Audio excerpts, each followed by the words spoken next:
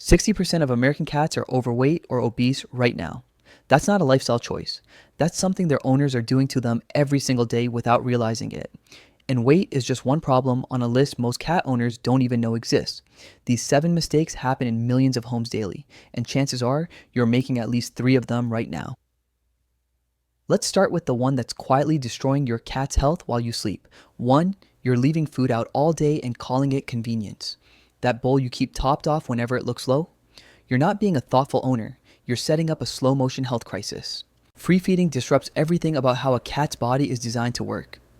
In the wild, cats hunt, eat a small meal, then fast until the next catch. Their metabolism is built around that cycle. But when food sits available 24/7, especially dry kibble loaded with carbs, your cat system never gets a break. Here's what most people miss. It's not just about the weight you can see. Obesity increases your cat's risk of diabetes, liver disease, heart problems, arthritis, and pancreatitis. These conditions don't announce themselves with obvious symptoms until they're already serious. Your cat won't tell you their joints hurt or their liver is struggling. They'll just move less, sleep more, and you'll think they're getting older. The fix is simpler than you'd expect. Measure out your cat's daily food portion based on their weight and activity level. Check the feeding guidelines on your food bag or ask your vet for specific recommendations. Split that amount into 2 meals. That's it. Your cat might protest for a few days because change feels threatening to them, but their body will thank you for the next decade. 2. Your litter box situation is worse than you think. You probably clean the litter box when you remember or when the smell becomes unavoidable. Your cat needs it cleaned at least twice daily, ideally after every use. But here's the part that catches everyone off guard. If you have 1 cat, you need 2 litter boxes minimum. 2 cats, 3 boxes. The rule is 1.5 boxes per cat, and most people are running a significant deficit. Why does this matter so much? Cats are obsessively clean animals. A dirty box isn't just unpleasant to them, it's distressing. They'll hold it longer than they should, which leads to urinary tract infections and bladder problems. Or they'll find somewhere else to go, and suddenly you're dealing with behavioral issues that stem from a problem you created. Location matters just as much as quantity. Litter boxes near food bowls feel wrong to a cat's instincts. High traffic areas make them vulnerable. Corners with only one exit route feel like traps. You need to think about placement from a cat's perspective, not just where it's convenient for you to scoop. But there's something even more important hiding in that daily litter box routine. Cleaning frequently means you actually see what's happening. Changes in urine color, frequency, stool consistency. These are often the first signs something's wrong with your cat's health. Cats hide illness instinctively because showing weakness attracts predators. That litter box is your early warning system, but only if you're paying attention. What's coming next might surprise you because the 3rd mistake has nothing to do with what you're doing daily. It's about what you're not doing once or twice a year, and it's costing cats their lives. 3. You're skipping the one appointment that could save your cat's life. Your cat seems fine. They're eating, using the litter box, sleeping in their usual spots. So why would you drag them to the vet when nothing's wrong? Because by the time something looks wrong to you, it's already been wrong for months. Cats are hardwired to hide illness. In the wild, showing weakness attracts predators. That instinct doesn't disappear just because they live in your house. Your cat could be dealing with kidney disease, diabetes, hyperthyroidism, or dental disease right now, and you'd have no idea until these conditions have progressed to the point where treatment becomes complicated and expensive. Annual vet visits aren't about treating sick cats. They're about catching problems before they become emergencies. During a routine exam, your vet weighs your cat, checks their teeth, listens to their heart, palpates their abdomen, and for older cats, runs blood work that reveals what's happening inside. These tests catch the silent killers, the conditions developing beneath the surface while your cat acts completely normal.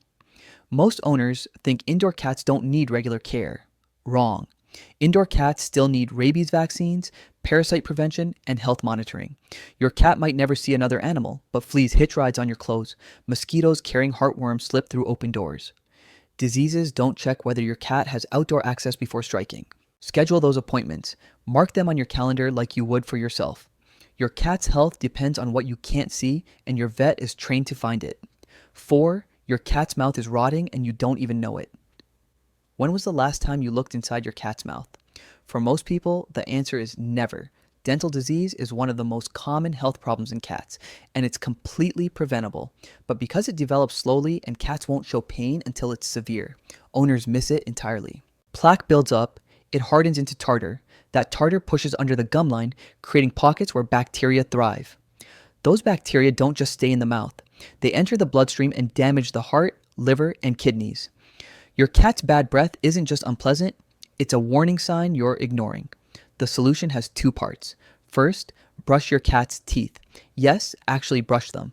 Start slow, use cat-specific toothpaste, make it part of your routine. Cats accept it more easily when they're young, but it's never too late to begin. Second, get professional cleanings. The American Veterinary Dental College recommends annual cleanings under anesthesia to remove tartar above and below the gum line. Your cat won't thank you for this because they can't understand prevention, but their body will function better. They'll eat without pain and they'll avoid infections that shorten their lifespan. 5. You're letting invisible threats destroy your cat from the inside.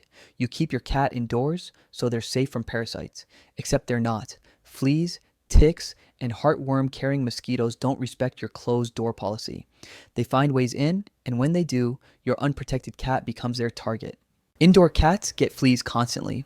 The parasites ride in on other pets, on your pant legs, or they're already waiting in your carpet from previous residents. Once established, fleas cause itching, allergic reactions, and transmit diseases.